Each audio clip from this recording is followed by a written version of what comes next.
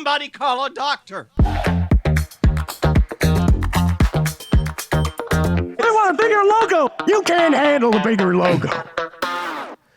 G'day, this is the Dr. Branding Podcast. I'm your branding Dr. Frank. The surgery is open, it's on air, and let's answer our next patient's question. But before I do, if you can see this, if you're watching this video, you'll see we've got just a whole heap more pink, especially at the moment now. I've got some more pink, I don't know, headphone cups and headphone headrest. I don't know what you'd call that bit up the top there.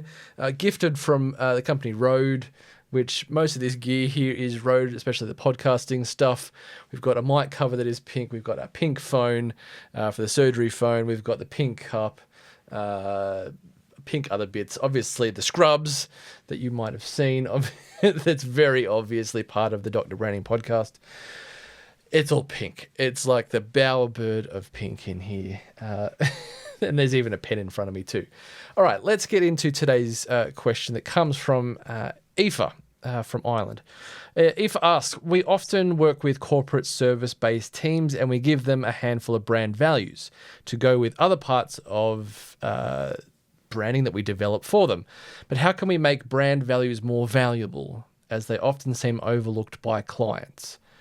Okay, we're talking about brand values here. Aoife, thank you for the question. I had gone to school with an Aoife, so I know how Aoife is pronounced, luckily.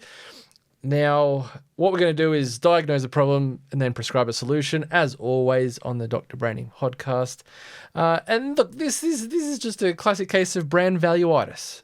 It's whether or not we are utilizing or developing the best values for our brands, for our clients' brands, or for our brands if we are the business owners.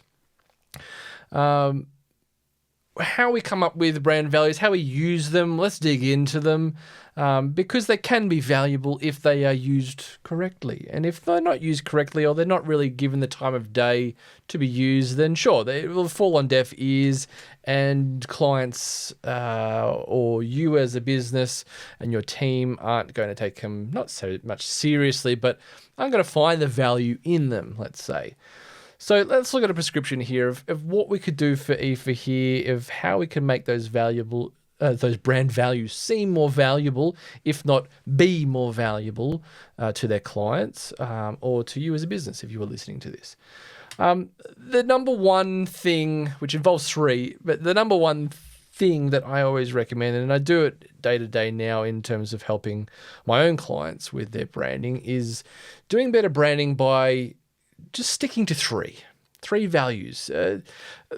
Gone are the day where I used to give an entourage of values where it just seemed cumbersome, forgettable, and yes, it ticked a lot of boxes that my clients were living up to and how they did their day-to-day operations, but it might not have been necessarily helpful to have 6 or more values, yeah? So my thing is kind of like the trinity of values. Stick to 3 values, okay? Now, those that are, how do you pick them really depends on the business you have, the team you have. If you're a team of 1, it's probably going to be more inherently based on who you are and what you value and what you bring to the table in terms of the client process or customer process you deliver, that customer experience, should I say. Now, what you want to do, I think, to make values as valuable as possible, these brand values, is to make them as broadly applicable as possible. Now, I'll give you that example to touch on both these first two points here of pick 3 or less, maybe. You could do 2. 1's probably not enough, but at least 3, I think, is a good little number to work out.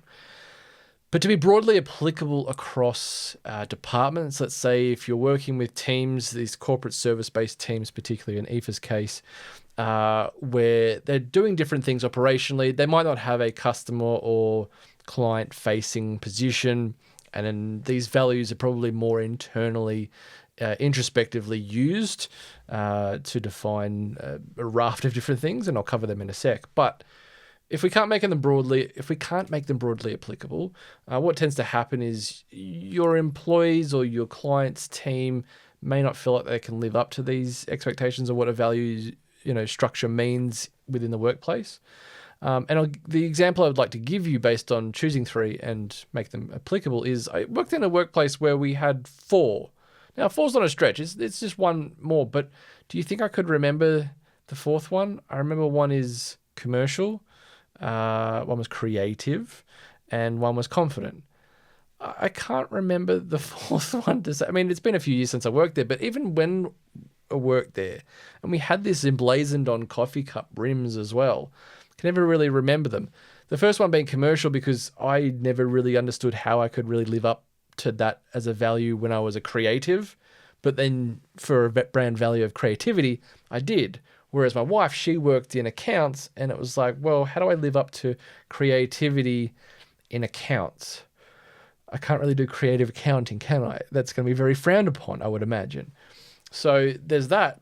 Confidence-wise, absolutely. That's something that can be very broadly applicable.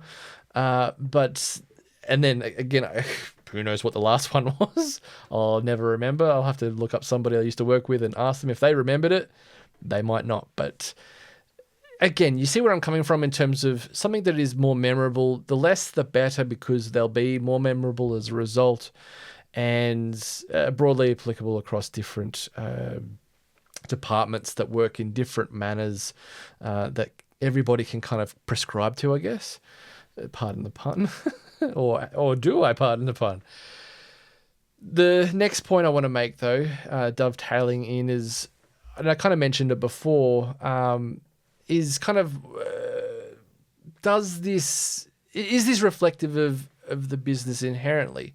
Is this what the business is known for, or what people remember it for, or it's something that you'll see in maybe the day-to-day operations as well, of how you all engage as a team, or how you interface with your clients and customers.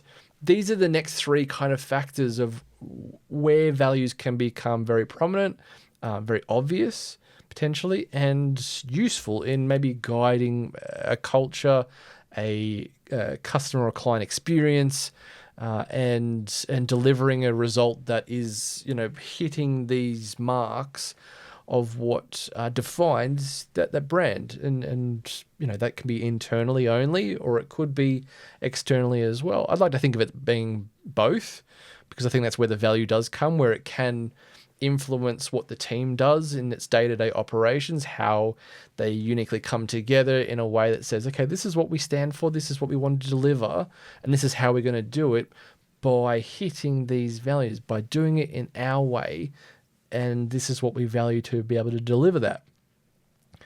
And that can come inherently from the people that do found the business, or those that join the business for certain reasons or are hired based on these values. Okay, so this is where it can be of value to a business to help be guided by bringing on the right kind of team into the workplace. Yeah, so this is where I think it really becomes valuable, is developing this team culture, setting the standard for how we do what we do, and that can be guided by a purpose or mission statement, maybe even a vision statement if you want to get lofty and long term, but stick to kind of the day-to-day operations, which is what I was working towards before in this prescription. But if we can help develop a team culture with some guiding principles of what these values and what this means to our business to deliver a great result time and time again with these certain traits, there could be even inherently like the personality traits or a blend of that, where that personality that comes through, we are confident, engaging, laugh out loud, not too serious, maybe a reverent kind of team personality, and that within our values means we are a little bit more relaxed or upfront about this. It's nothing too frantic and getting to deadlines and things like that. It's more a case of getting the job done as we can. There are things like that depending on what type of business it is, I don't have one in particular in mind, but how we develop this culture that can nurture a good understanding of how we can do our job better or the best or whatever the expectation is. And that in that manner, we can, I guess, not weed out, but in terms of understand who's the ideal type of people that we want to have within our team. If we're starting out and we're looking to bring on new people, what's the kind of parameters of what's going to make this culture work is by finding the people that do align with these values. And you can very much have a frank conversation with candidates that do come into your workplace and be asking them, what they feel when they hear these kind of words and statements about brand values. These are our values. Do you think that that aligns with the kind of person that you are? And do you think that you could see yourself being guided by this in a day-to-day way? You got to do this in your own way, and this is how it's hard to prescribe a one-size-fits-all kind of how you use values in that kind of scenario of hiring. But I've seen clients of mine that really had their values kind of dialed in, and they could put out a job ad that really described the manner in which they offer their services to their clients. And it was in a way that was unique to them, but I think it would capture the attention of those that felt in that sort of similar manner. Okay, that sounds like me. I can align with that. Maybe let's apply for this job and see where it goes. On the flip side of the coin is if you do have a growing team and over time you're going to find who works with who and what works here and what works there, there's going to be people that don't gel with values. And this is where values on the other side of that coin can become valuable, where we want to make the most optimal team. It doesn't mean that whoever's the most efficient at getting the thing done and blah, blah, blah, that might not be what is of value to you. It might be other traits that make sure that there's a cohesion in there that makes the job enjoyable to do so that it elicits a better outcome for your customers and clients to experience. So you can see where I'm going here is that if we're creating a good internal structure of what defines our brand, our team, our personality, what we stand for, what we try to deliver, it can exude out to a client and customer experience in that day-to-day interactions that you have with them. So that it feels on brand, so that it feels unique to a unique experience over a competitor, let's say. Things like that where we wanted to, again, align those personality traits, align those values and what we stand for, and can we deliver them as a team, as a unit, as well as individually, day-to-day in our day-to-day operations. And, it might mean letting go of those who don't.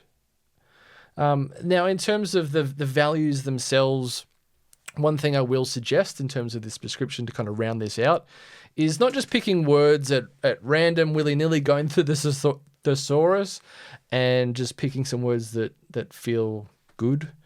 Some of the most overbaked words that are out there tend to be things like integrity and collaboration and people first or something like that. Where yes, absolutely, we have those traits. You'd like to think that every business that a customer would engage with, if you're putting yourselves in the customer's shoes, you'd hope that business does have integrity, because why would you choose them if they didn't have integrity? So you can see where we put that kind of level playing field that every business is probably working towards at least having that integrity, wanting to be people first because that's who they're dealing with to get the business. That's kind of table stakes, yeah? It's what everybody should be working towards and at least have when going into business, you would hope.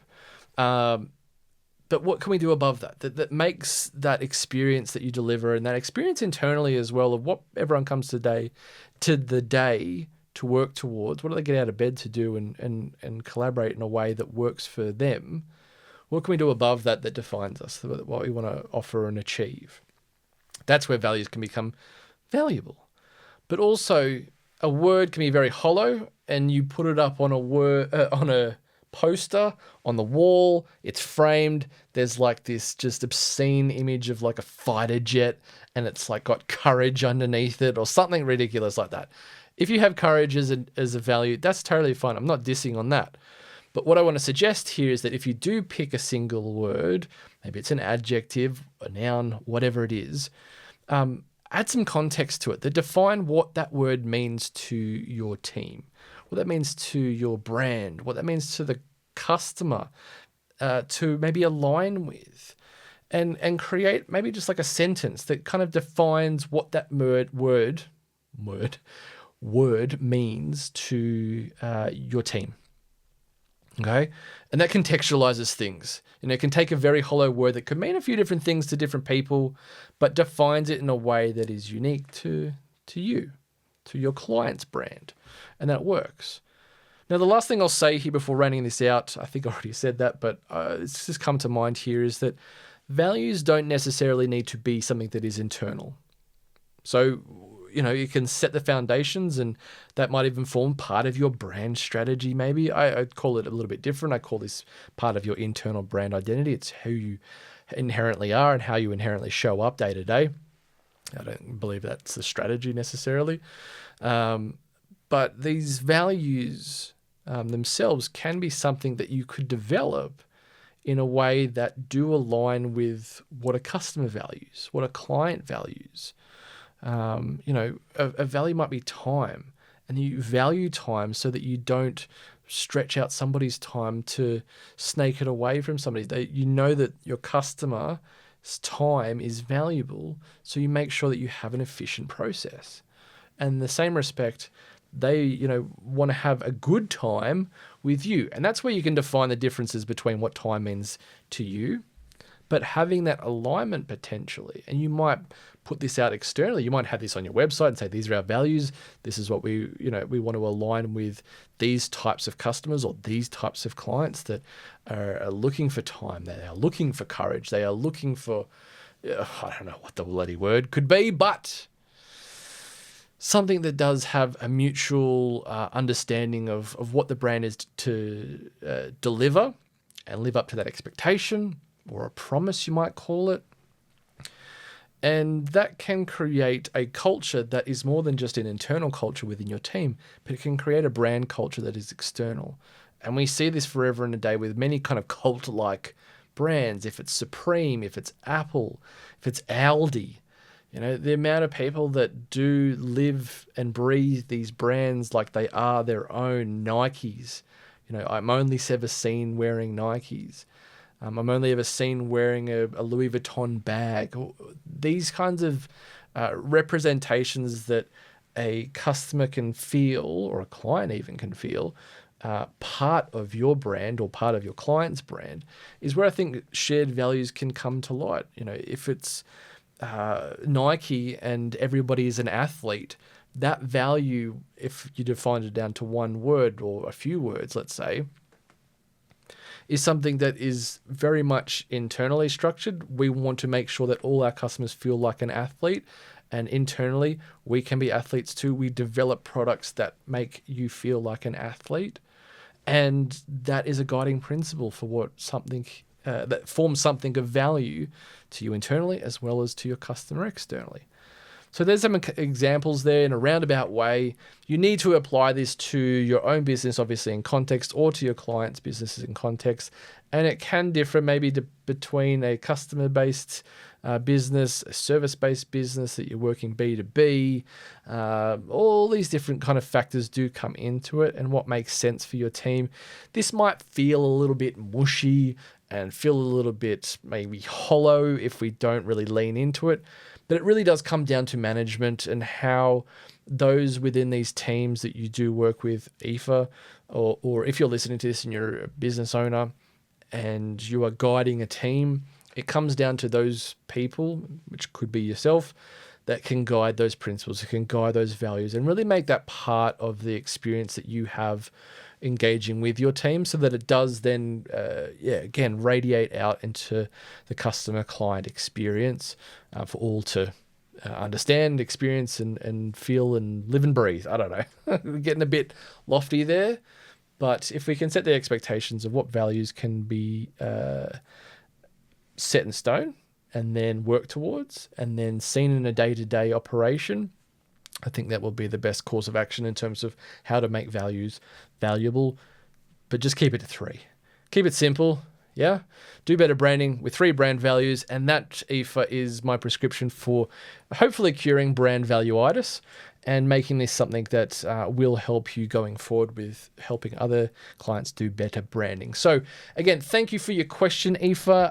Look, I hope that does help you. For those of you listening as well, I hope that helps you too. Please take a piece of Brand Candy, my free resource guide to do better branding that you can get on your way out at g'dayfrank.com/candy. You can also make an appointment via that link if you have a brand related ailment that you'd like some help with. And I'll see you at the next appointment in my next episode. Bye everyone. Thanks for listening. The surgery is now closed. The Dr. Branding Podcast is hosted by Reagan Frank McCrill, that's me, and for legal reasons I want to be clear that I am not a registered or qualified doctor. The premise for this podcast is that it is a satirical analogy for branding consultancy to help others with their brand success. This podcast is also sponsored by my branding business G'day Frank. Say g'day today by booking a call with me at g'dayfrank.com.